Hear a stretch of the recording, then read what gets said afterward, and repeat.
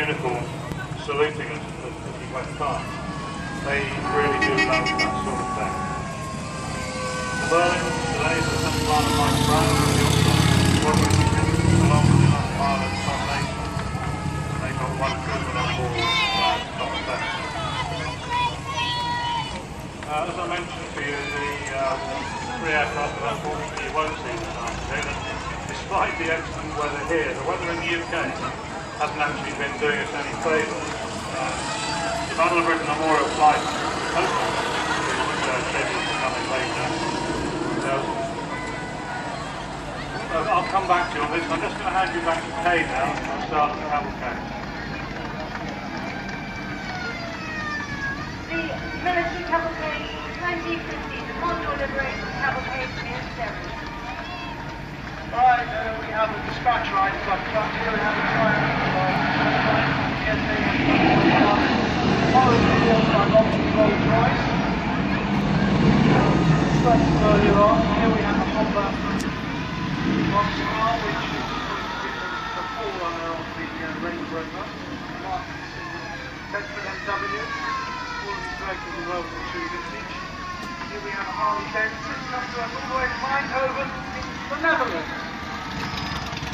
Here we have a Honda pickup. Famous Jeep, and also is a Jeep that was found in a barn in France not too many years ago, completely restored. Here we have the World War II Jeep with red colours, and we have the US Navy Star car.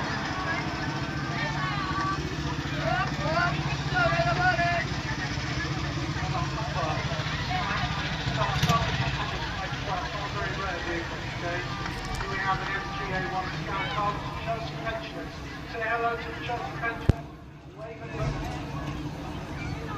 Morris Commercial 1500 weight truck coming past here. Here we have a very rare Jeep, a GBA Jeep, wartime Jeep. Not a terribly successful vehicle, it has got stuck in the mud.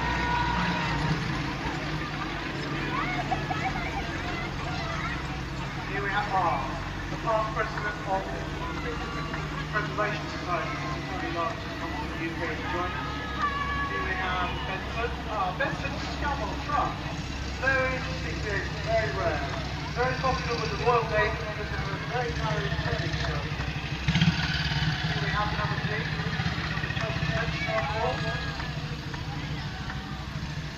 Dodge Command Car, WC-56. Transportation of officers. And sometimes used by the officers. Dodge 6x6, that's one of the tires. And one made from the French Army at some point. Here we have a Dodge weapons carrier, WC-52, with winch on the front. There we have Canadian staff car, used by a lot of the oil companies post-war for oil exploration. Motorbike there, we have Cushman motorbike, which has come from France. Cushman actually manufacturers of lawnmowers. They're still in business today, and they manufacture golf buckets. Here we have a lovely Humber box car, utility in desert colours. And you'll note the RAF grounding on the front, but it's not in actual fact, it's an aerial recognition system prior to the Allied Star, which was introduced in 1943. White Smart truck.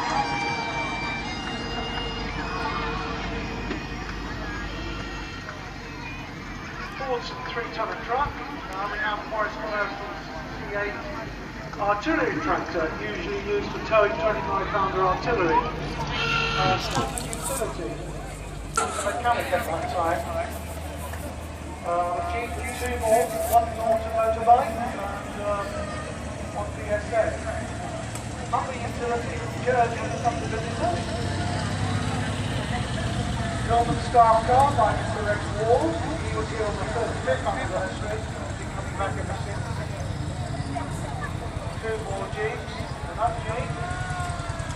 Have a look at these Jeeps, because Jeeps are not just Jeeps. There are 4 Jeeps and there are Willys Jeeps. You tell me if you see the difference.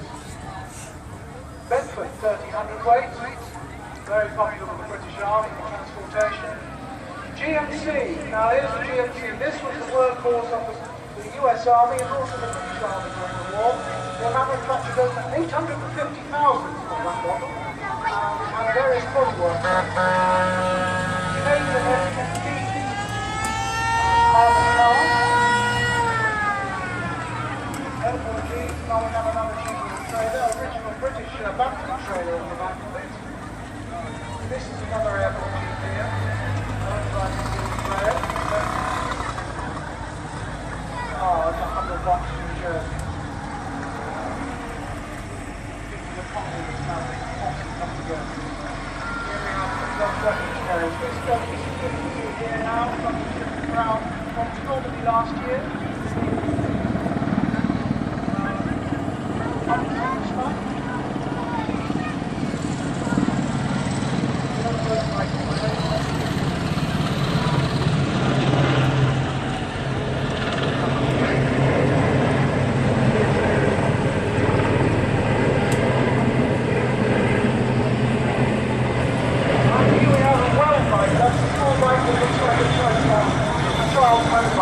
Actually developed from special operations executives. We never actually supplied to them behind enemy lines. They were first officially used for Operation Armed Guard that was armoured by parachutes. GMC with a separate set on the back used for mechanical engineering with a winch on the front, trading some vehicles. Dodge ambulance used by the American Army and the British Army as well. The British Army had an extra 8 horsepower for their engine. Dodge 6x6 with winch, they also went very popular with the Americans. They had a tendency to belly out, so they had the pure most of it with army weight. Morris Commercial, 50 weight. Here we have a Bentley QL. Very nice vehicle. A lot of those were left behind in Dunkirk, unfortunately, but they carried on manufacturing. In fact, Bedford trucks are still manufacturing to this day. In fact, I took my heavy goods license in a TK.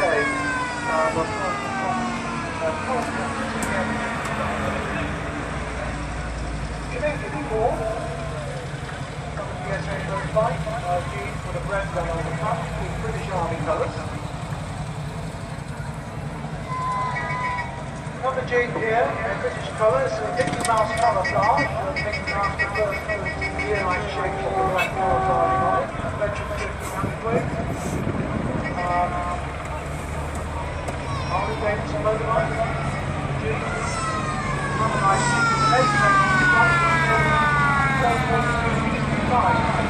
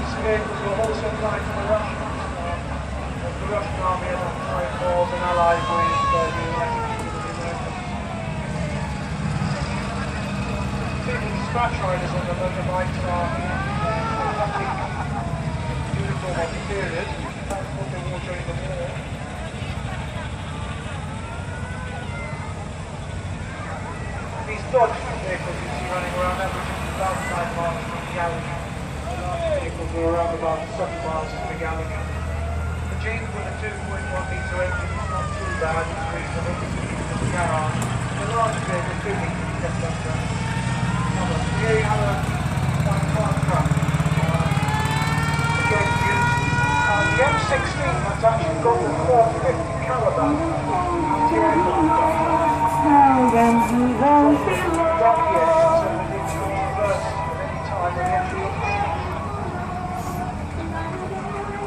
Chevrolet in the RAF colours with a radio carriage in the back. Nice bedroom.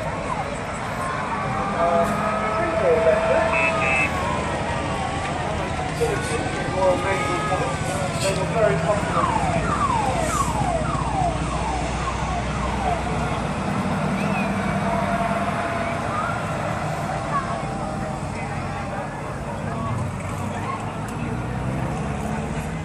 Morris Commercial 1500 way, through transport. We have some of the Liberation Task Force. Advanced Landing Party. Omelette. Code name Omelette. Agent Ford. Very nice vehicle. Actually used as a gun tractor for towing the 40mm motors. Here we have a Kingswood PA system on board. When the British Army arrived here on May 12th, they started to offload the cargo of the vehicles. Over here we have Princeton Rubber Line, from Montgomery and by his side, in the White Scout Hut, British markings.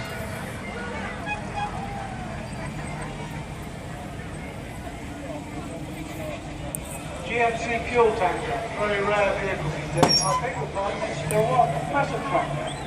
Very essential piece of equipment that you have in Army on the You have a tree down, you have a compressor on board, you have a magnetic chainsaw, and all sorts of pneumatic tools for road repairs, anything you want. GMC close cabin use, troop transport. Dodge WC-52 all the way from Eindhoven in Holland. They drove right the way across Europe to be here.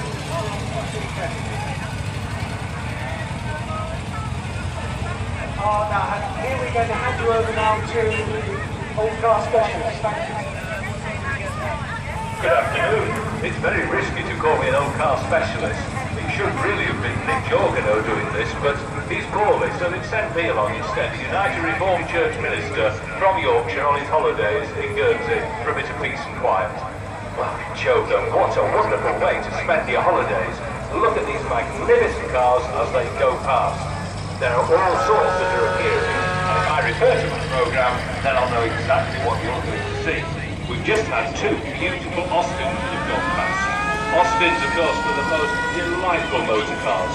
They were produced in Birmingham, they were high-quality little vehicles, and they gave you wonderful performance.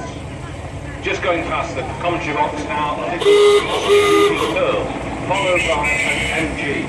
MG is a splendid little sports car. And then a nice Derby Bentley, all nicely set out in British racing green. And would you believe it, followed by another Austin, covered in flags from top to bottom.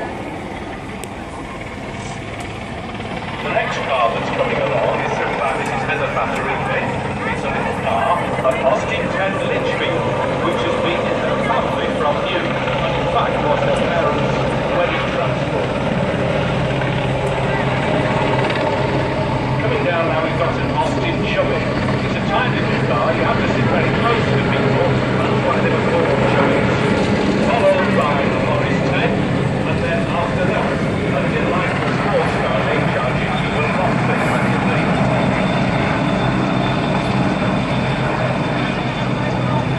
All these cars as they come rolling down here, beautifully bedecked in their flags, make it look a really special occasion. Now how about that for a Rolls Royce? Or if you prefer, something that's slightly smaller, a Rover 14, the sort of thing that your local bank manager would drive. And then the best kind of Austin of all, the Austin 16.6. I happen to have one in the garage at home. There goes also a little Peugeot, very important in the history of motoring. Peugeots were first of all building bicycles, and then they went on to motorbikes and finally on to cars. And the key to their success was the lightness of the build, because it went so fast.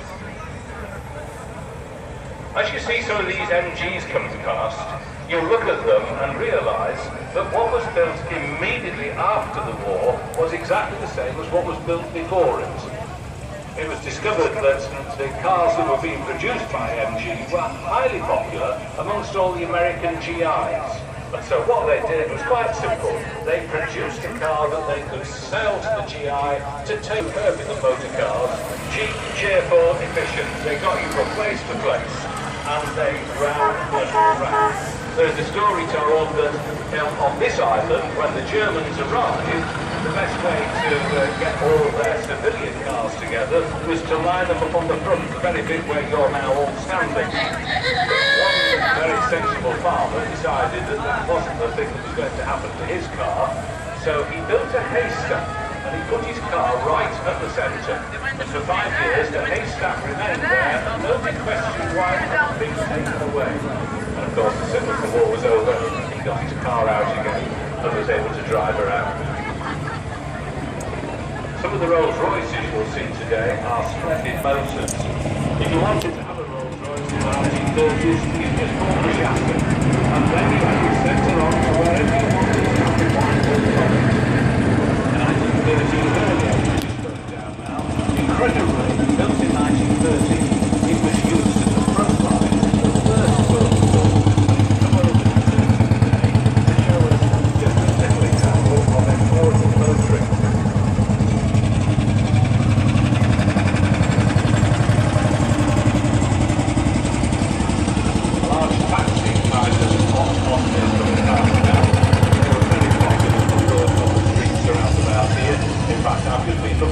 Postcards off of here, and I've discovered that they show Austin taxis being used to bring people from the cruise ships into the hotels during the 1940s and 50s.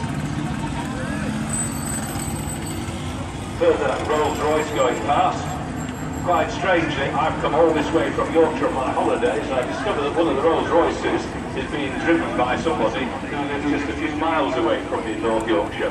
He will have had a delightful journey to come down here, I'm sure.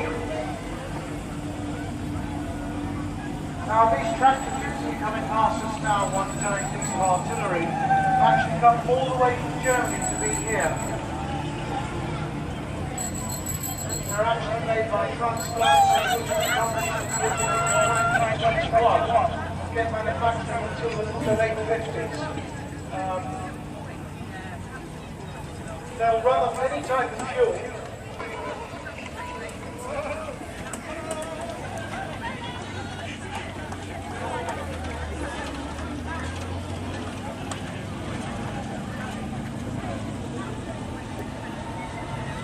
So now here we have Nansen, old cycle gang on their old bicycles, and you will see that there are quite actually dressed in 1940s dress uniforms. These are exactly occasion by soldiers, and the nurses are very hot galleons, and on the stage shepherd is the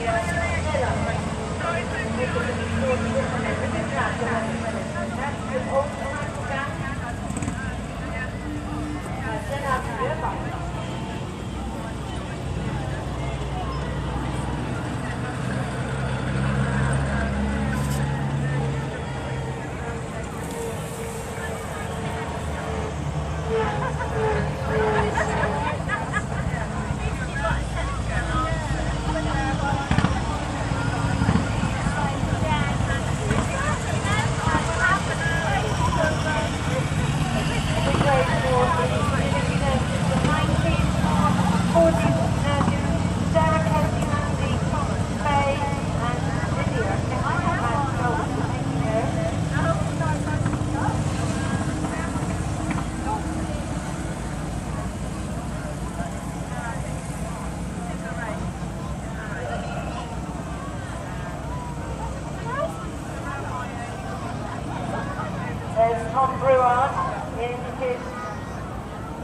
chair.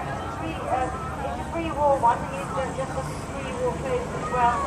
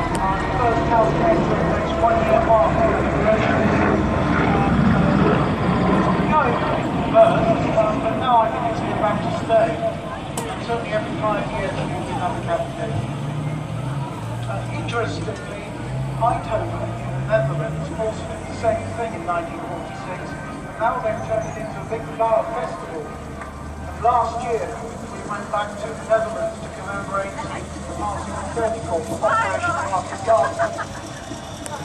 We have a historical link to that operation in the Cecil de Sommeré, whose name is actually on the League Victory Trophy. V for Victoire and V for Vrijheid, Dutch. He spoke Dutch fluently, and he was broadcasting to the Dutch resistance during September from Brussels for the BBC to coordinate Dutch resistance to coincide with Operation Market Garden.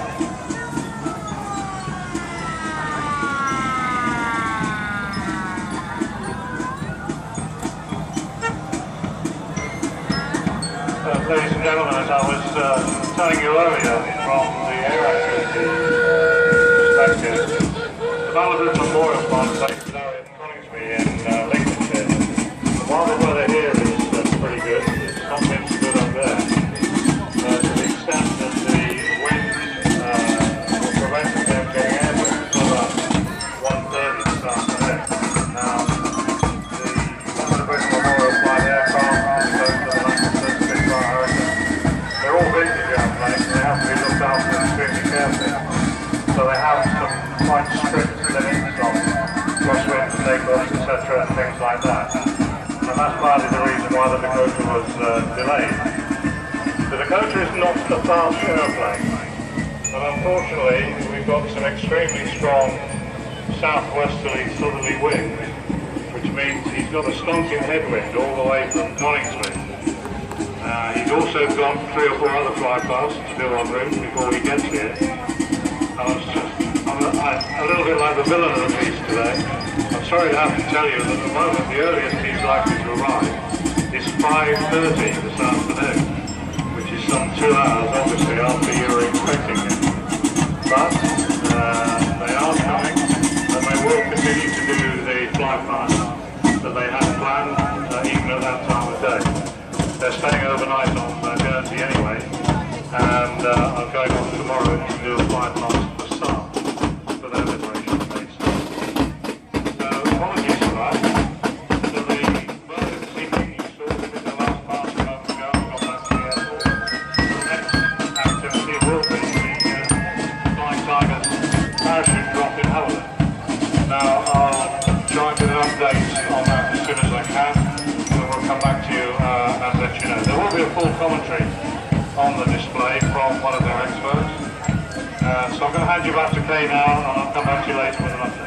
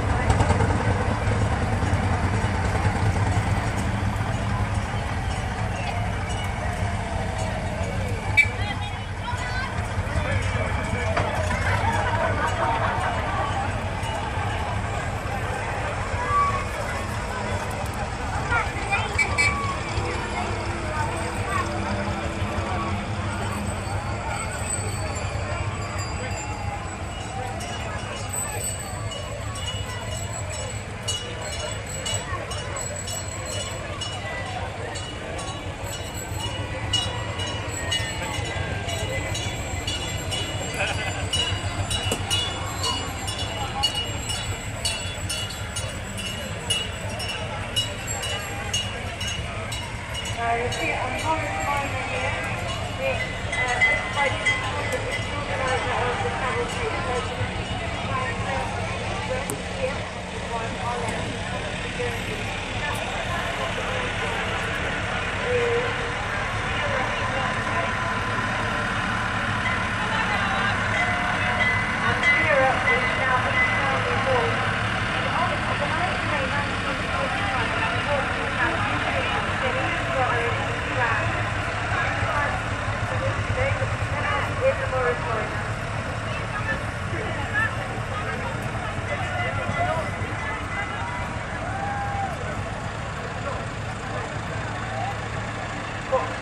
Following the Morris Minor, you have a Ferguson tractor from the Ferguson T20, 1954 music, still going strong. And the next one down, David Brown tractor.